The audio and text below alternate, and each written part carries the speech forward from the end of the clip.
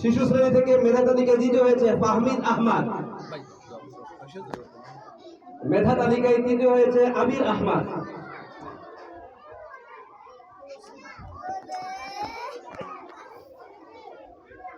প্রথম শ্রেণী থেকে মেধা তালিকায় প্রথম হয়েছে শাফিউল আহমদ আনাফ।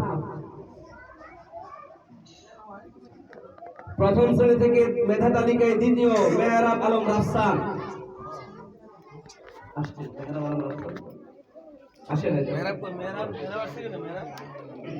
তৃতীয় হয়েছে মাশরাফি।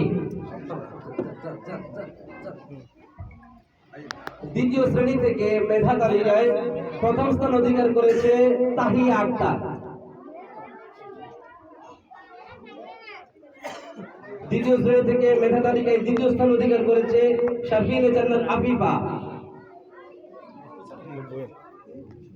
তৃতীয় স্থান অধিকার করেছে সাফওয়ান বিন সাব্বির।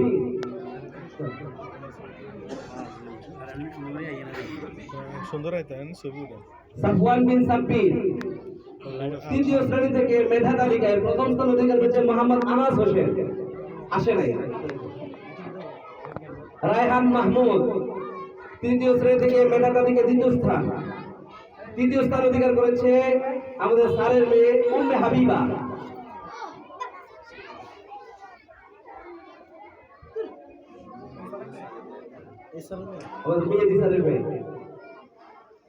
আলহামদুলিল্লাহ, আমাদের মাদ্রাসার যে শিক্ষকবৃন্দ রয়েছে, বাংলা শিক্ষক আর আরবি শিক্ষক তারতম্য করতে পারবেন না ইনশাআল্লাহ।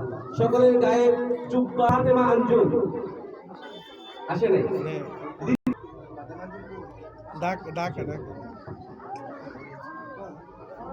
চতুর্থ শ্রেণী থেকে মেধা তালিকায় তৃতীয় স্থান অধিকার করেছে ওবায়দুল্লাহ।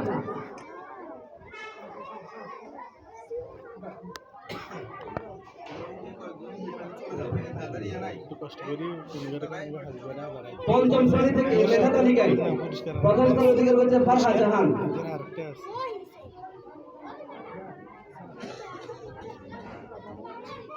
দ্বিতীয় স্থান অধিকার করেছে জুমা আক্তার মানফুসা।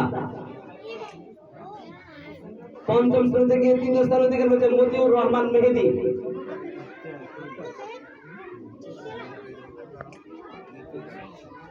মতিউর রহমান মেহেদি আসছে। নাজেরা বিভাগ থেকে প্রথম স্থান অধিকার করেছে মোহাম্মদ ওসমান। নাজেরা বিভাগ থেকে দ্বিতীয় স্থান অধিকার করেছেন তানভীর আহমদ। ওসমান আমাদের আরেক স্যারের ছিলেন। নাজেরা বিভাগ থেকে তৃতীয় স্থান অধিকার করেছে শাহাবিদ ইসলাম রিহান।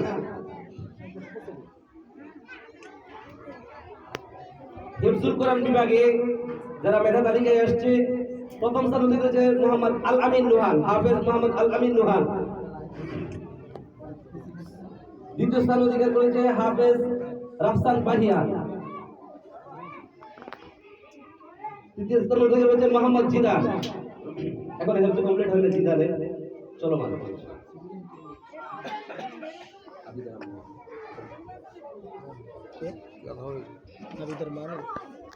আমরা বলেছিলাম যে 2025 সালে যারা মেধা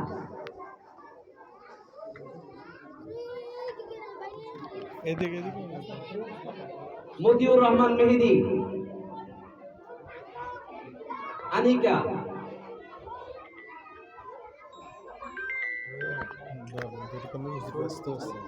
আনিকা,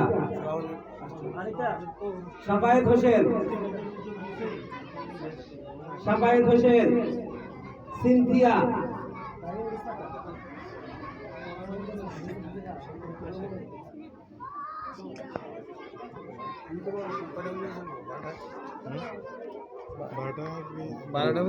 মেহরাজ রাফসান, জি জি সিনথিয়া আহমেদ, তারপরে মেহরাজ রাফসান,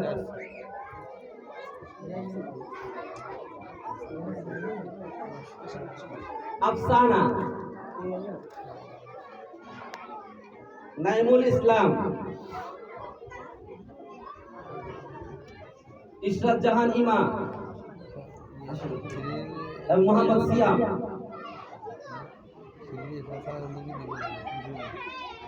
আপনি আরেকটু কষ্ট দিচ্ছি। আমি বলেছিলাম শুরুতে যে 2025 সালে নুরানি তালিমুল কোরআন বোর্ড কর্তৃক যে সমাপনী পরীক্ষা হয়েছিল, সেখানে আমাদের 30 জন অংশগ্রহণ করেছে। তার মধ্যে আলহামদুলিল্লাহ 21 জন A+ পেয়েছে আর 9 জন A গ্রেড। তার মধ্যে মজার বিষয় হলো পুরা লক্ষ্মীপুর জেলায় সেরা 10-এর ভিতরে আমাদের 5 জন রয়েছে, তাদেরকে এখন টেস্ট দেওয়া হচ্ছে। মোহাম্মদ আনাস হোসেন পুরা লক্ষ্মীপুর জেলায় সেরা 10-এর ভিতরে চতুর্থ হয়েছে। রায়হান মাহমুদ,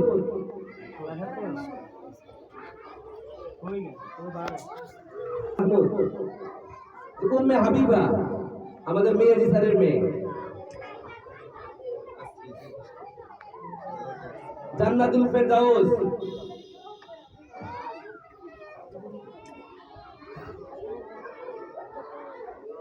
জান্নাতুল মাওয়া নুসরাত,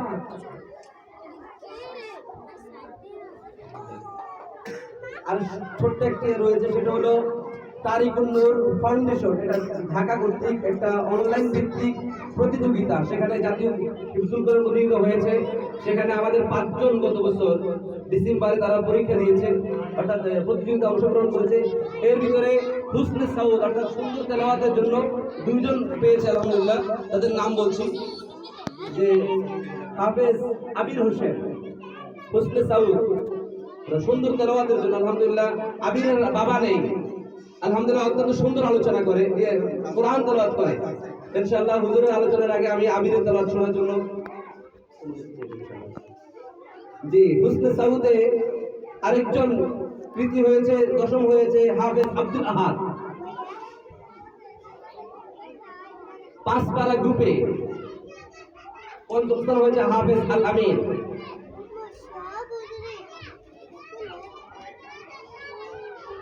যে এই হচ্ছে আমাদের দারুস সালামের অর্জন। আপনারা দারুস সালামের জন্য দোয়া করবেন।